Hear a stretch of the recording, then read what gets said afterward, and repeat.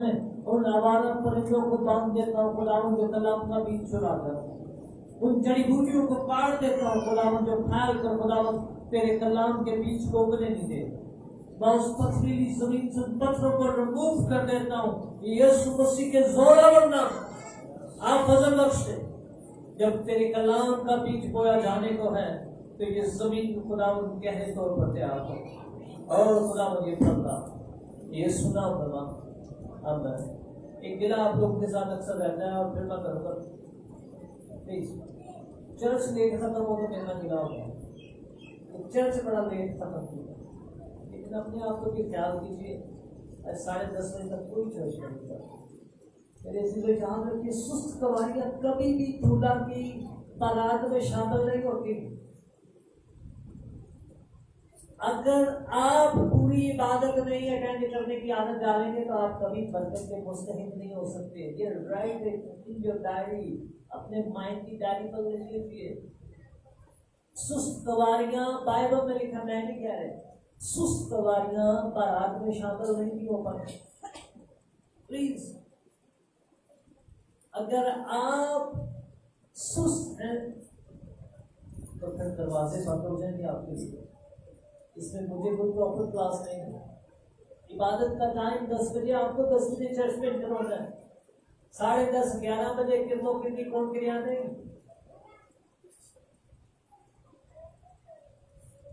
वरना मशले सीधी करने का टाइम नहीं मिलता। लूज कर रहे हैं, याद रखिए। आइए मैं स्टार्ट करना चाहूंगा। प्लीज मेरे सरपाल को खोलिए अय्यूब की किताब उसका 42वें बाब।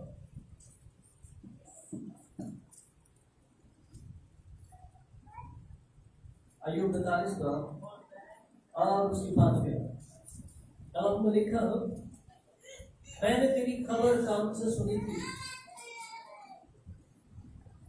अय्यूब 42 बाब उसकी 5वें आयत में लिखा है, मैंने तेरी खबर काम से सुनी थी पर अब मेरी आंख तुझे देखती है, इसलिए मुझे अपने आप से नफरत है और मैं खाक और राख में तौबा करता हूँ। बात कलाम में पढ़े और सुने जाने की बढ़ते हम सब करता हूँ।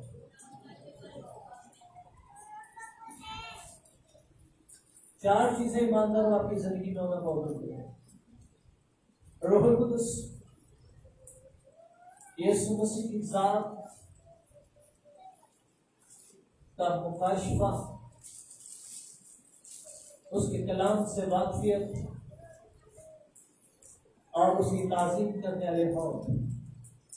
फिर से रिपीट करो, चार चीजें ईमानदारों आपकी जिंदगी में होना बहुत जरूरी है। अगर इनमें से एक भी कम है तो तुम लिखो, शैतान का रोना नीचे देखो,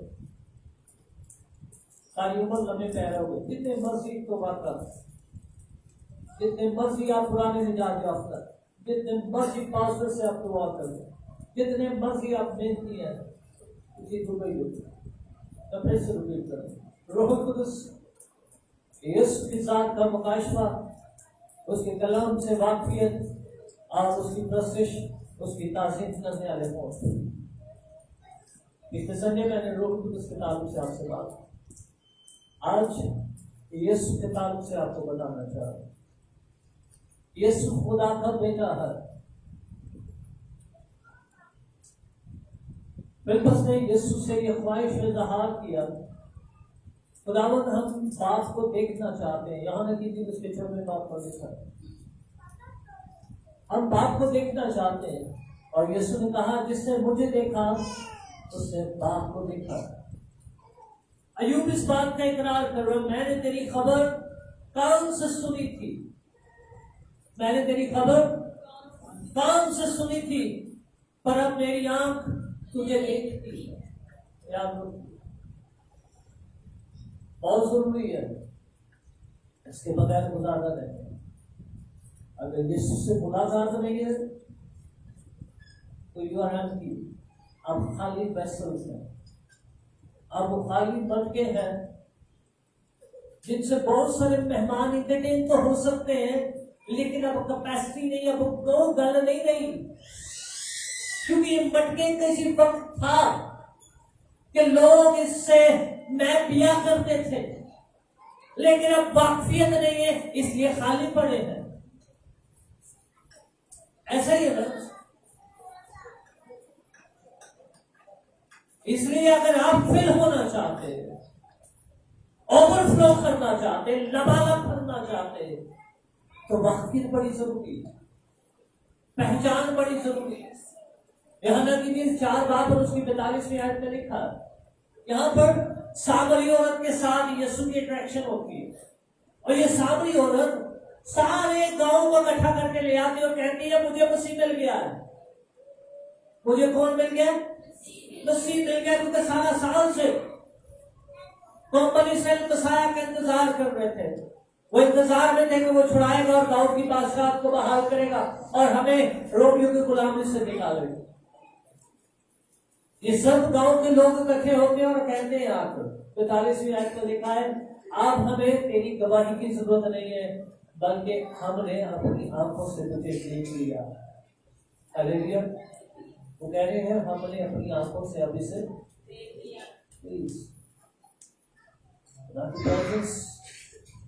खुदा की हुजूरी का मुकाशफा आपकी जिंदगी को चेंज करता। सिर्फ संडे सर्विस चर्च से जिंदगी नहीं बदलती। सॉरी, तो संडे के संडे चर्च आने से जिंदगी नहीं बदलती। आपको अपने आप को उस रुख पर मोड़ना पड़ेगा। आपको अपने कदमों को उस ट्रैक पर लेकर आना पड़ेगा जहां पर आपका मुनजी यीशु है। राहें बहुत सारी है, इंसान को लिखा बहुत सारी राहें हैं, लेकिन याद रखिए मरियम मगदलीनी से सीखी है। उसने वो ट्रैक पकड़ा था, उसने वो राह पकड़ी थी जहां पर उसके मसीह मसलूब की लाश को रखा हुआ था। बाकी सारे पीछे सन। ये सबसे पहले भी पहुंचती है और इंतजार भी करती है, और इसलिए इंतजार कर रही है क्योंकि वो यीशु को देखना चाहती है। यीशु को देखने की जस्तजू अपनी जिंदगी में की। कोई मर जाए तो वो आंखों से ओझल हो जाता है, लेकिन अगर वो जिंदा है तो फिर नजर जरूर आता है। हालेलुया। मेरा और आप सबका दावा है, कलाम में लिखा है और सुनते आ रहे हैं मसीह खानदान में यीशु जिंदा है, तो फिर उसे देखने की भी ख्वाहिश है। अगर उसे देखोगे नहीं ना तो आप उसके जलाल का अंदाजा करें। अय्यूब कहता है मैंने तेरी खबर कान से सुनी थी, पर अब मेरी आंख तुझे देखती है। और जब वो उसे देख लेता है तो कहता है इसलिए मुझे अपने आप से नफरत है, मुझे अपने आप से, और मैं खाक और राख में तौबा करता। तो फिर मुझे अपने आप से नफरत होना शुरू हो जाती है, क्योंकि उसे अंदाजा हो जाता है कि ये वाकई कदूस है, ये वाकई पाक है, मेरा सब कुछ खाक है। आपके कितने मर्जी टैलेंटेड क्यों ना हो, आप कितने मर्जी खुश इखलाकी क्यों ना हो, आप कितने मालदार क्यों ना हो, जब आपका खुदा की जात के साथ इंटरेक्शन हो जाता है तो फिर आपको अपना आप नहीं नजर आता, फिर आप अपने आप पर अफसोस करते हैं, फिर अपने आप पर आंसू ही बहाते हैं। और यही लेवल खुदा चाहता है हम पाए। जब तक आप इस लेवल पर नहीं आएंगे, आप ज़रूर गान में बिना मर्जी पढ़ते हो, आपको समझ ही नहीं आएगी कि ये क्या क्या रहा। ज़बूर गाने में लिखा है, मेरे भाई ने बहनों और खींच के, जो हक ताला के पर्दा पर रहता है वो कागे मुड़ने के साए में सुकूनत करता है। ये हक ताला का पर्दा है नहीं है। Whoever lives under the hand of the mighty God, जो खुदा के जोरावर हाथ के नीचे जिंदगी गुजार रहा है, उसको और उसके तजर्बात को आम आदमी बयान नहीं कर सकता। खुदा की प्रेजेंस बड़ी स्पेशल है। इसकी प्रेजेंस का अंदाजा आप पौलुस की जिंदगी से लगाइए। वो जंजीरों में जकड़े हुए थे, मार पड़ रही थी, थके हुए थे, लेकिन दुआ और प्रशिश करना नहीं भूले। उनको ऐसा चस्का पड़ा हुआ था, ऐसा चस्का पड़ा हुआ था कि मार पड़ रही है, हाथ पांव जख्म दुख रहे होंगे, ब्लीडिंग हो रही है, कोई पट्टियां बंधने वाला नहीं है, खून जारी है। जरा जब कट लगते ना उंगली को, कभी आपने तजर्बा किया होने कदम जेल कट लगते हैं तो खून नहीं रोक लिया मेरा पढ़ने की गल है। क्योंकि जैसे इंसान की फितरत है, वो खून देखता है, उसके इमोशंस, उसकी हार्ट बीट तेज होना शुरू हो जाती है। लेकिन उन्हें खून की तरफ तवज्जो नहीं दी, इनको जिंदगी मौत की परवाह नहीं, क्योंकि उनका लेवल चेंज हो चुका, उनकी समझ चेंज हो चुकी है, उनका विजन, उनकी गोल चेंज हो चुके, उनकी मंजिलें बदल चुकी है। इसलिए मैं चाहता हूं आज आप में से जितने यहाँ पर बैठे हुए हैं, आपका भी आगे चेंज हो जाए, आपकी ख्वाहिशें बदल जाए, आपके रवैये बदल जाए, आपकी जस्तजू बदल जाए, आपकी मंजिल ये दुनिया न रहे बल्कि आसमान की बात सही बन जाए। और ये उस वक्त तक नहीं होगी जब तक आप यीशु से वाकिफ हासिल नहीं। मेरे अजीजों, यीशु की मां यीशु को जानती थी, वो उसकी क्वालिटी से वाकिफ थी, क्योंकि वो पहले दिन से ये जानती थी कि फरिश्ता मेरे पास आया और उसने कहा है कि तुझ पर फजल होगा और तेरे हाथ भेजा होगा और तू ना उसका नाम यीशु रखे, क्योंकि वो अपने लोगों को उनके गुनाहों से निजात दे। उसके बारे में जो जो बात होती थी वो उसको जानती थी, और अगर वो उसे जानती थी तो फिर वो लोगों की हेल्प भी कर डाली, चाहे वो कायन जलील की शादी क्यों ना हो, चाहे उसकी अलिशबा के साथ मुलाकात ही क्यों ना हो। में लिखा है उसके बाद 6 महीने मरियम अपनी बहन अलिशबा के घर चली गई, जो पहाड़ी मुल्क में वाक़या। और आगे अलिशबा ने कहा, जैसे ही सलाम मेरे कानों में पड़ा है, मेरे पेट में बच्चा हमारे खुशी से फिसल पड़ा। हालेलुया, ये खुदा की प्रेजेंस का साइन है। जहाँ पर खुदा की प्रेजेंस होती है, जहाँ पर उसका बेटा यीशु मूव करता है, वहां पर माहौल कुछ अलग होता है, वहां पर रूह कांपना शुरू हो जाती है, वहां पर पाँव में खड़ा करने रहने की जरूरत नहीं रहती। मुकाशा पहला बाप तो लिखा है, जब खुदा मुझे अपने दिन आ गया तो मैं अपने आप में मुर्दा सा हो गया, मैं उसके कदमों में उंधा पड़ गया, क्योंकि उसकी आंखें आपका शोला की माने, उसकी पोशाक बादल से ज्यादा तेज थी, उसका चेहरा बहुत ज्यादा नूरानी था। मुकाशा पहले बाप में ये सब कुछ लिखा हो। इसलिए प्लीज मेरे जो ये एक्सपीरियंस होना चर्च हमारी जिंदगी में बहुत जरूरी है, क्योंकि हम जिस दौर में गुजर रहे हैं, इस दौर में बहुत कुछ है। एंटीक्राइस्ट मुखालिफ मसीह खड़ा है और मुकाबला कर रहा है, और कलीसिया को, चर्च को ये यकीन दिलाया जा रहा है कि खुदा और खुदा की जात नाम की कोई चीज नहीं। अगर आप बीमार हैं तो दवाई में ठीक हो जाएंगे। दुआ से ज्यादा डॉक्टर जोरावर हो गया है, याद रखिए, दुआ से ज्यादा डॉक्टर जोरावर हो गया है। खुदा पर तवक्कुल करने से ज्यादा हमारी नौकरियां ज्यादा इंपॉर्टेंट हो चुकी है। हमारी जिंदगी में खुदा हो ना हो, जब पैसे हो तो सब कुछ है। इसलिए प्लीज चर्च हमें अंडरस्टैंड करना होगा, बदी और तारीकी की कुव्वतें किस हद तक हमें अपनी लपेट में ले रही है। लेकिन मैं मुकाशा की किताब में पढ़ रहा हूं, वहां पर लिखा हुआ है 17वें बाब में कि वहां पर वो बाबुल का बड़ा शहर गिरा दिया जाएगा, उसके सौदागर, उसके मालदार लोग मातम करेंगे, रोएंगे।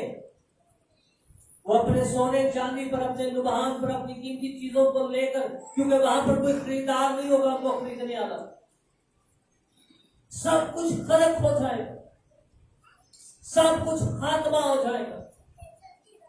लेकिन अगर कोई चीज रहने वाली है तो वो खुदा है और उसका बेटा है, क्योंकि वो कदीमुल इनाम है। उसने खुद कहा था, इससे बेशक इब्राहिम पैदा हो मैं हूं। इससे बेशक इब्राहिम पैदा हो गया हूं, वो कदीम से है, वो दूर से आपका उठना और बैठना जानता है। इसलिए लूका 12 उसकी 42वीं आयत में लिखा है, मुबारक है वो नौकर जिसका मालिक उसे अपने नौकर पर मुख्तारी बख्शता है, और जब वो वापस आता है तो उसको वैसा ही करता था। खुदा ऐसे वफादार बेटों बेटियों की तलाश में है। वो वाकई रेगुलरली अपने मालिक के चेहरे के दीदार और उसके इंतजार में बैठे। आज दुनिया बहुत कुछ इंतजार कर रही है, दुनिया हमें बहुत कुछ बता रही है, बहुत कुछ सिखा रही है, लेकिन याद रखिए वालों की सरजमीन को चेक करने के लिए 12 लोग गए थे। ऐसे ही है, 10 ने बुनियादी गलत की थी। वो बहुत ऊंचे हैं, वो बड़े जोरावर हैं, हम भूखे मर जाएंगे, हम कत्ल हो जाएंगे, हमारे बीवी बच्चे का क्या बनेगा। लेकिन जिन्होंने जो दुनिया की बातें की वो दुनिया की खाक में डूब गए। लेकिन 2 थे जिन्होंने खुदा का कलाम बोला है और वो वादा की सरजमीन पर भी पहुंचे। हालेलुया। फैसला आपने करना है, आपने कलाम के साथ खड़ा होना है या दुनिया के साथ खड़ा। वो दुनिया के तजर्बात के साथ बात कर रहे थे, उनके पास हथियार है, उनके पास जोर है, उनके पास ताकत है। हमारे कद उनके कदों का मुकाबला नहीं कर सकते, हम तो अपनी निगाहें टिड़ियां हैं। लेकिन 2 ऐसे थे जो खुदा का कलाम बोल रहे थे, 2 ऐसे थे जो खुदा पर तवक्कल कर रहे थे, 2 ऐसे थे जो खुदा पर यकीन करके कह रहे थे कि अगर खुदा हमारे साथ है तो कौन हमारे खिलाफ है। हालेलुया। प्लीज मेरे से याद रखो, आपको अपने मेन ब्रेन को, अपने माइंड को, अपनी सोचों को वॉश करना है, यीशु के लहू से, उसके कलाम से रिन्यू करना है। यहाँ तक कि उसके बाद में बाप फिलिपी आया, यूनानी यीशु मसीह के पास आते हैं, यीशु के शागिर्दों के पास आते हैं और उसे आकर रिक्वेस्ट करते हैं, जनाब हम यीशु को देखना चाहते हैं। मैं अक्सर इस बात के लिए सोचता हूँ, यूनानी कितनी दूर से चल कर आए, लेकिन जो यरूशलेम में और इर्द गिर्द के यहूदी थे वो यीशु को देखना नहीं देखा, वो उसे हैकल से धके दे गए, वो उसे संसार कर रहे, वो उसे टिकने नहीं थे दे रहे, वो उसे बेइज्जत कर रहे थे, वो चढ़ाते थे, वो कहते थे इसमें बदरू है, ये पागल है, ये बेवकूफ है,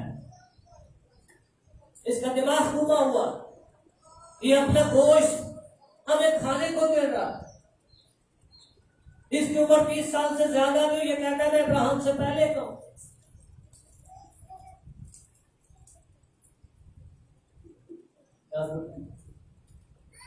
हमें वो गलती रिपीट नहीं करनी जो हमारे बाप दादा ने की, हमें वो चीजें रिपीट नहीं करनी। हमें यीशु को देखने की जस्तु अपने अंदर पैदा करनी है, और यीशु को देखने के लिए आपको पाक होना पड़ेगा, आपको अपने आप को अलग करना पड़ेगा। चाहे मूसा की तरह आपको 40 साल बियाबान में भेड़ बकरियां क्यों न चरानी पड़े, अगर आपने खुदा की जात का मुकाशफा हासिल करना है तो आपको अपने आप को खिलवत में करना होगा, दुनिया से, इस माहौल से, ख्वाहिशों से अपने आप को काटना होगा, अलग करना, क्योंकि आप खुदा और दुनिया दोनों की खिदमत नहीं कर सकते। एक ही हो सकता मैं रोटियां भी पकावा दे चल जाता है, मैं पानी तो दिया, इससे नहीं है। क्या कहूँ इस नॉनसेंस, मार्था तो बहुत सारी बातों की फिक्र में लगी हुई है, लेकिन एक बात जरूर है, मरियम ने अच्छा हिस्सा चुन लिया है। ये यीशु कह रहा है, जब उसके साथ कंप्लेन की गई कि मेरी बहन मरियम तेरे कदमों में बैठी हुई है, मेरे साथ मदद नहीं कर रही,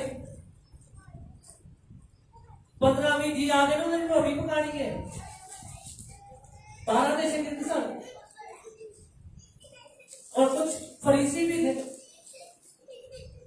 जो इसी ताक में रहते थे।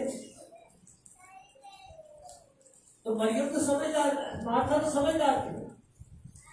तो किसी ने कहा जाए तो पानी का पूछे किसी को निकाल रोगी का टाइम हो यार, टाइम तो लगा कि कोई रोगी के टाइम का पका के दान कितनी पिस्ती है कि अगर यीशु आया तो हम रोगी को, लेकिन खुदा खाने पीने पर नहीं है उसकी बात से। याद रखिए खुदा की बात से खाने पीने पर नहीं है, क्योंकि खून और गोश्त उसकी बात से के वारिस नहीं है। आप आज हैं कल नहीं है, कल कोई आपको याद नहीं करेगा, क्योंकि आपकी रूह आसमानों पर चली जाएगी। वहां पर जाकर आपने सामने ये जमीन आपके सामने एक मिशन है, एक टारगेट है। याद रखिए छठे दिन जब खुदा ने सारी चीजें कंप्लीट की तो उसने अभी प्लान किया, तो उसने सोचा था कि मैं इंसान को बनाऊंगा, और उसने कहा हम इंसान को अपनी शक्ल शबीह पर बनाएंगे। और उसके बाद उसने ये कहकर इंसान के बारे में बरकत दी कि फलो फूलो बढ़ो और जमीन को मामूलो महकूम करो। अब इंसान नहीं बना, दूसरा बाप और उसकी 20वीं आयत से लेकर 28वीं आयत को पढ़े, वहां पर आदम नहीं बना।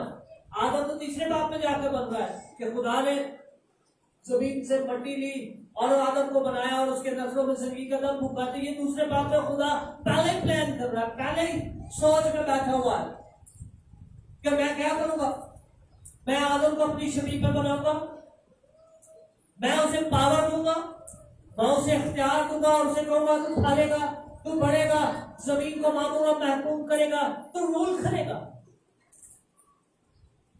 लेकिन ये रूलरशिप, ये किंगडम शैतान ने चोरी की हुई है, ये स्नैच की हुई आपकी बरकत उसने, और ये बरकत आपसे आज भी वो स्नैच इस तरह कर रहा है जब आपका ध्यान किसी तरफ और लगा।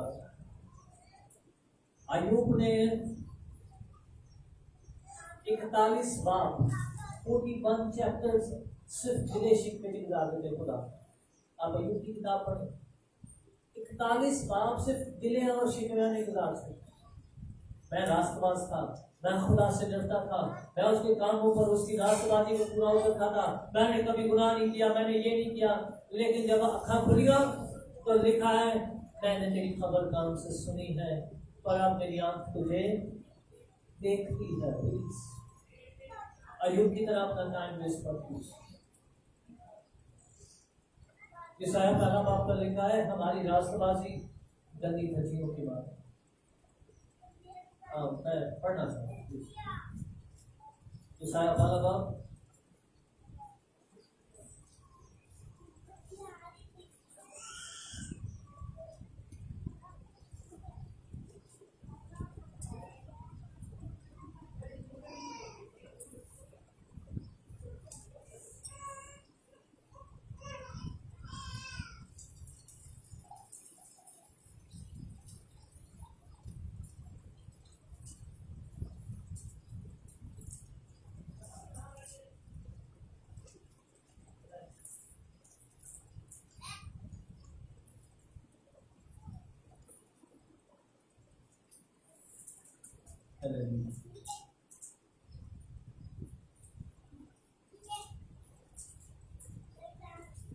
और उसकी 18वीं आयत से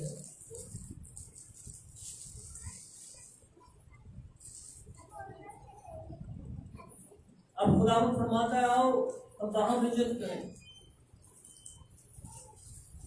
अगर से तुम्हारे गुनाह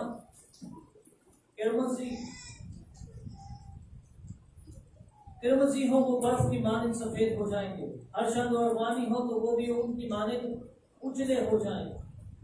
अगर तुम राजी और फरमा बरदार हो तो जमीन के अच्छे फल खाओगे। आपको राजी होना है,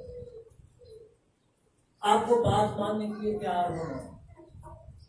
इसके प्लीज मेरे भाइयों मेरी बहनों प्लीज अपने अंदर ख्वाहिशी पैदा कीजिए, अपने अंदर जस्तजू पैदा कीजिए। यीशु ने मुझे और आपको सिखाया मांगोगे तो दिया जाएगा, दरवाजा खटखटाओगे तो तुम्हारे रास्ते ढूंढोगे। और खुदा के लोगों खुदा की जस्तजू करो, उसकी तलाश करो, उसको अपनी जिंदगी में ढूंढे।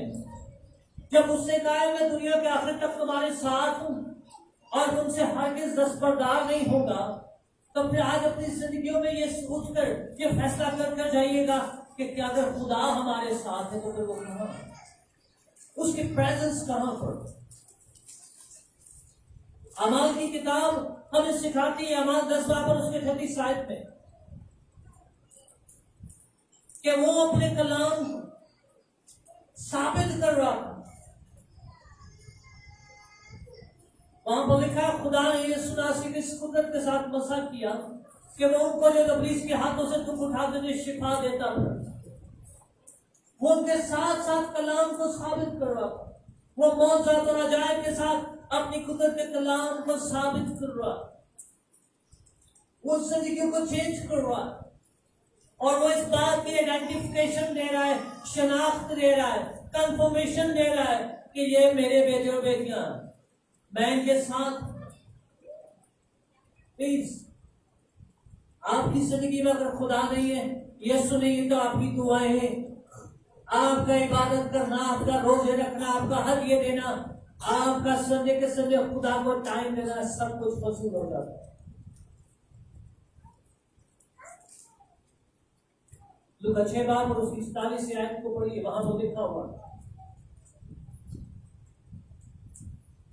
तुम में से हर कोई जो मुझे खुदावंद कहता है और मेरे बाप की मर्जी पर पूरा नहीं करता, सॉरी, अगर तुम मेरे हुक्मों पर अमल नहीं करते तो क्यों मुझे खुदावंद कहते? क्योंकि उस दिन बथेरे मुझसे कहे, मेरे पास आएंगे कहेंगे, लेकिन मैं उनसे क्या कह दूंगा, मेरी तुमसे कोई, वो आखिर दिया खुदावंद नहीं तो हम करते थे, हम मौत से करते रहे, हम बुजुर्गों को निकालते रहे, लेकिन नहीं, खुदा कह रहे हैं मेरी तुमसे वाकियत नहीं। वजह क्या है? क्योंकि खुदा उनकी जिंदगी में नहीं। प्लीज, खुदा को मतलब परस्ताना, सेल्फिश माइंडेड लोग नहीं चाहिए।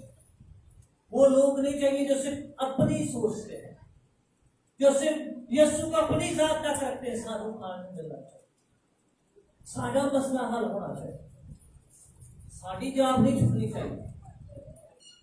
यीशु छोड़ते हुए छुट्टे, सालों की तरह नुकसान नहीं होना चाहिए। अगर यही सब कुछ होना तो फिर इब्राहिम कभी भी ईमानदारों का बाप नहीं बन सकता था, क्योंकि उसका तो एक ही बेटा था, वो भी खुदा छीन रहा था। और कीजिए, बगैर कुर्बानी के आप उसे पसंद नहीं आ सकते, और जहां पर कुर्बानी है वहां पर खुदा की हजूरी उतरती है। इसलिए पौलुस कहता है, अगर आपने यीशु को देखना है, अगर आपने खुदा को जांचना है, तो अपने बदन ऐसी कुर्बानी के तौर पर पेश करो कि जो जिंदा हो, पाक हो और खुदा के नजदीक पसंदीदा हो।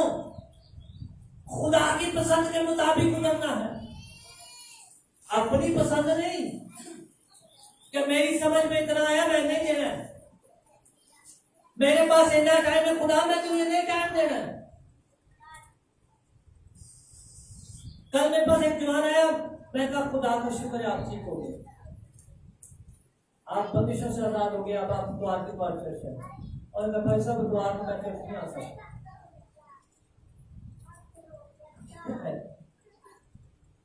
तो मैं कहता तेरी शिफारी करेंगे दिन फोन देंगे, बाद में फिर से बढ़ जाने कहीं वो नहीं भूल लड़कियां तू जैसे वो भूल लग जाएगा, तो वो नहीं भूल लड़के तेरे,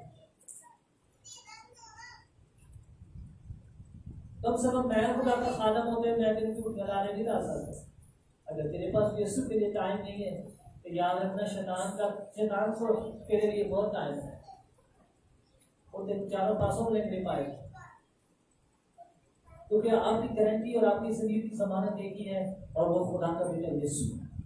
उसने कहा था मैं गालिब आया हूं, तुम भी गालिब आओ, बाकी कोई नहीं है जमीन पर, बाकी कोई दावा नहीं कर सकता।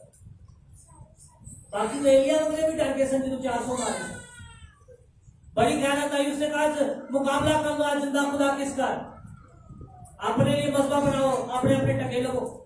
दोनों ने बैल लिए, पहली बारी दोनों लोगों की, वो सुबह से लेकर शाम तक जानवर सभा करके पेटते रहे, अपना जिस्म लहू लहान करते रहे।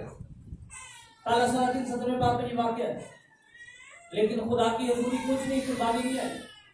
अलीशा ने मसबा को चारों तरफ से खाला खोदा, कलाम में लिखा उसने उसे पानी से कर उसने लकड़ियां ली उन पर रखी और फिर उन पर 2 दफा पानी डाला, कुर्बानी प्रॉपर कर दी। और उसके बाद उसने आसमान की तरफ हाथ उठाया, उसने कहा खुदावंद तेरा शुक्र अदा करता हूँ।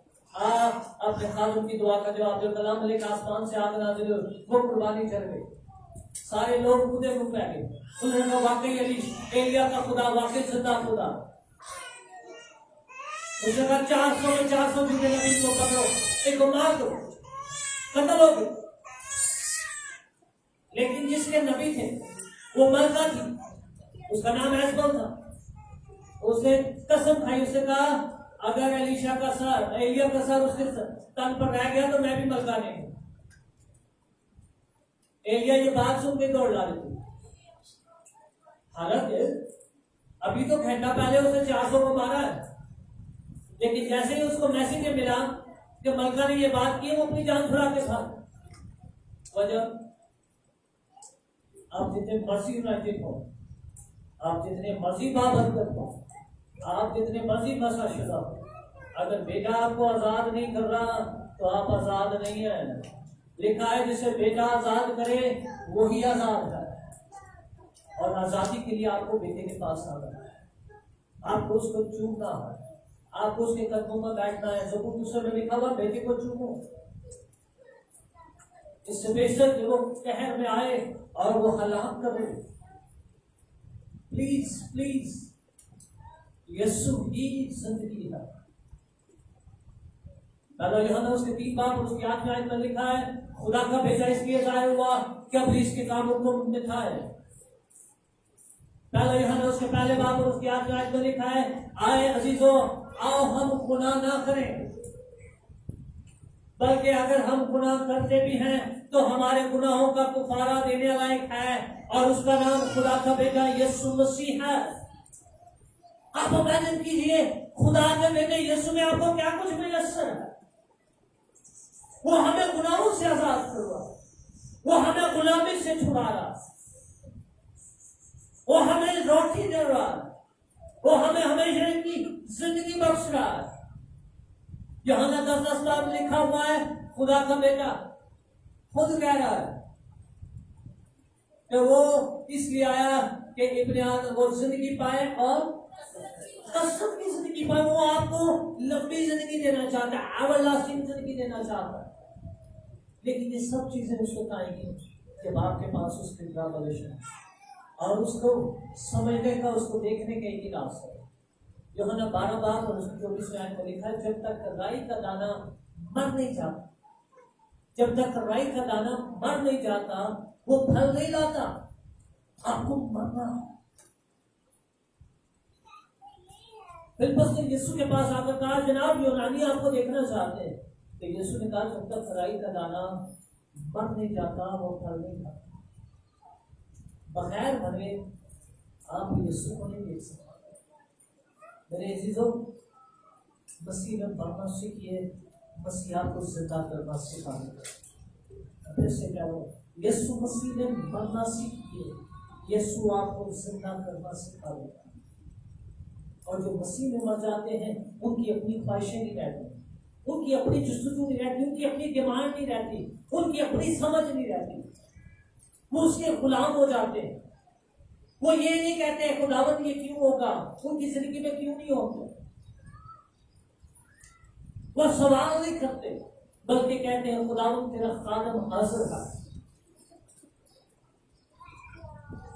ये एटीट्यूड आपको अपनी जिंदगी में पैदा करना है, ये रवैया आपको अपनी जिंदगी में लेकर आना है। और ये रवैया मेरे जो आपकी जिंदगी में अगर आ गया तो हर एक जमीन पर आदमी आपकी तो इज्जत करेगा, लेकिन उम्र भर आपके सामने कोई खड़ा नहीं होने पाता। ये यीशु को खुदा ने सिखाया था। उसने कहा मैं उम्र भर तुझसे 10 बरदार नहीं होगा, मैं तुझसे हरगिज़ 10 बरदार नहीं होगा। और अगली बात उससे बता क्या कही, उम्र भर तेरे सामने कोई आदमी ठहर नहीं पाएगा, कोई तुझे आंखें नहीं दिखा सकेगा, कोई तेरा नुकसान नहीं कर पाएगा, कोई तुझे नीचा नहीं दिखा सकेगा। क्योंकि जिसके साथ खुदा है उसके खिलाफ दुनिया नहीं खड़ी हो सकती। आप एक सादी एग्जाम्पल देखिए, पूरी दुनिया इसराइल के खिलाफ होती है। कहा जाता है वो जितना छोटा मुल्क है कि इस्लामाबाद से भी छोटा है, लेकिन वो सुपर पावर।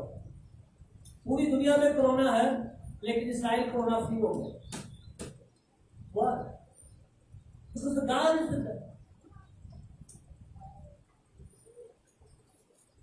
वो जिस दिन चाहे फलस्तीनियों पर हमले करते हैं, जिस दिन चाहे उनको मारते हैं, उनकी जमीनें छीन लेते हैं, उनसे घर छीन लेते हैं। कल परसों से टीवी पे खबर चल रही है कि उन्होंने मस्जिद अक्सा पर कब्जा कर दिया और वो चाह रहे हैं कि अब इसको गिरा कर वो यरूशलेम को बनाएंगे, लेकिन कोई आदमी इसके आगे आंखें नहीं खड़ी कर पा रहा। क्यों? बिकॉज दे नो, उन्हें एक चीज पता है, उनका खुदा उनके साथ। हिस्ट्री बताती है, कलाम में लिखा और उसके तीसरे बात में फलस्तीनियों के साथ जंग हुई तो इसराइलियों को मार पड़ी। उन्होंने कहा हमें मार पड़ी है, खुदा हमारे साथ नहीं है। कायनों को अहद का संदूक लेकर आ गए, अहद का संदूक लेके आ गए, ललकारना शुरू हो गई। फलस्तीन के सरदारों ने कहा तैयारी करो, आज इनका खुदा भी आज हमने मुकाबला करना है। उन्होंने मुकाबला किया क्योंकि खुदा सब नाराज था। हैकल नापाक हो चुकी थी, काहिन खुदा के साथ वफादार नहीं थे। काहिन के बेटों की जो हालत थी वो पहला दूसरे चैप्टर में लिखी हुई है। वो कुर्बानियों पर हाथ डाल रहे थे, औरतों के साथ बदकारी कर रहे थे, इसलिए खुदा की हजूरी दी थी। अहद का संदूक उनसे छिन जाता। फलस्तीनी अहद का संदूक लेकर अशदूद में, उनके शहर का नाम अशदूद, उसमें उनका एक देवता उसका नाम है दजोन, दजोन के मंदिर में रख दिया। और दजोन की शक्ल एक ऐसी थी कि वो आधा इंसान था और आधी मछली थी। उसका एक बहुत बड़ा बुत बना हुआ था, उसके कदमों में लाकर रख दिया अहद का संदूक। कलाम में लिखा, जब उसके कदमों में रात को सोए, सुबह आके देखा तो दजोन जो था उसका देवता का मंदिर, उसके हाथ पांव कटे हुए और वो मुंह पे हुआ के अहद के संदूक के आगे पड़ा हुआ। वो हैरान हो गई, इसको किसने तोड़ दिया? उन्होंने कहा ये इस्राइल का खुदा है, इसको संभालना होता है। उन्होंने इसको दूसरे शहर में भेज दिया। दूसरे शहर में गया तो वहां पर लिखा खुदा ने उनको ऐसी मारी की, ऐसी मौत की कि हजारों की तादाद गिनतियां और फोड़ों के साथ लोग मर गए। और जो बच रहे पूरे के पूरे शहर में चूहियां आ गई हैं। चूहे इतने बच्चे दे रहे, इतने बच्चे दे रहे हैं कि पूरा शहर घर चूहों से भरा हुआ।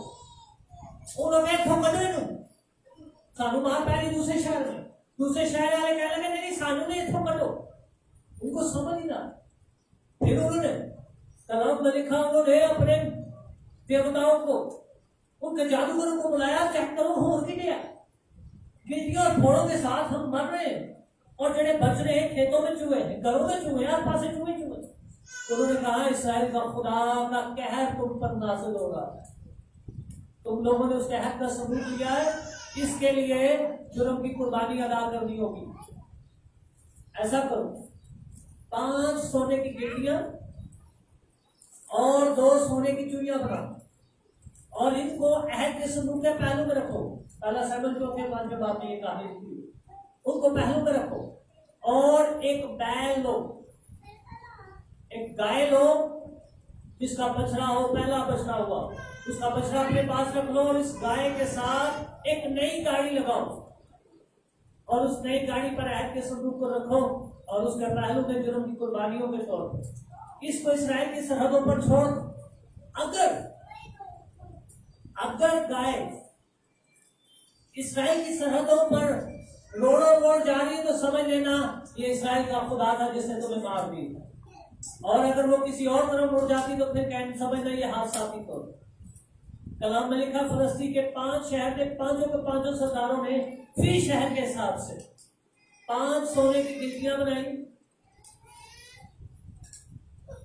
2 चूड़ियां बनाई, वैसे ही किया। और जब वो सरहद के ऊपर बॉर्डर के ऊपर लेकर आए तो बैल ऑटोमेटिकली बैत शम्स की तरफ चल पड़ा जो कि इस्राइल की सरहद पर पहला शहर है। और वो समझ गए कि इस्राइल के खुदा ने हमारे ऊपर कहर नाज़िल किया। प्लीज खुदा को हल्का न लीजिए। खुदा वो है जो आपसे भी बढ़कर है। इससे बेशतर के आप अपनी माँ के बदन में पड़ते। ज़बूर गाँव में लिखा है, खुदा कहता मैं तुझे जानता।